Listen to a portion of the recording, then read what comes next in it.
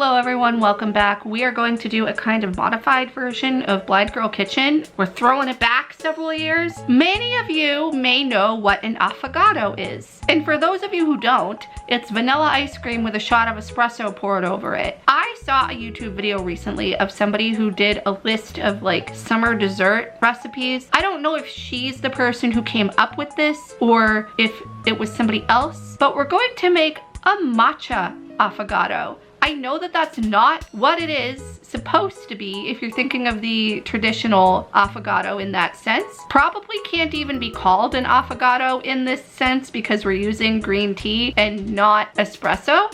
I do have access to espresso, but at the time of me filming this, I don't want to make an actual affogato. I already had my coffee for the day, and I don't need to be more caffeinated than I am now. You guys know that I love going to David's Tea, and I love a lot of their flavored matchas, specifically the fruitier ones like the blueberry, strawberry, and peach. Unfortunately, because I am at my parents' summer home, I left my matcha at home. So I went to a local tea shop and I got some single serve matcha. It came in a box. I don't know what the brand of it is, but we're going to be using that today. For those of you who may not know, matcha is a green tea powder. It is a Japanese thing, like it originated in Japan. I am not a matcha expert. It tastes good. I also have lactose-free vanilla ice cream. If any of you have been watching my channel for any amount of time, I've probably mentioned it at some point. I'm lactose intolerant. I do have those, like the Lactaid pills, like the Fast Act, whatever they're called. I didn't want to use those, so that's what we're going to do today.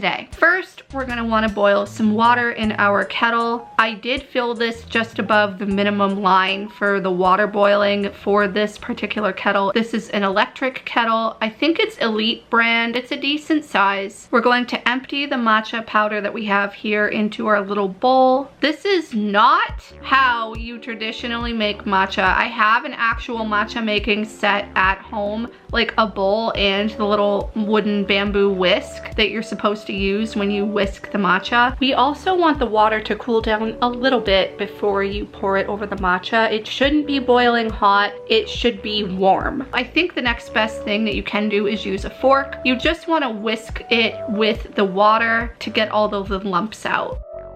Once that's done and it resembles a sort of watery paste, you are going to want to pour that over your vanilla ice cream. And here we have a matcha affogato. Let's try it. I don't know, I think I might have added a little too much water to the matcha. Either that or it's because I'm using lactose-free ice cream. I don't think that this is hard enough compared to regular ice cream. It's not bad.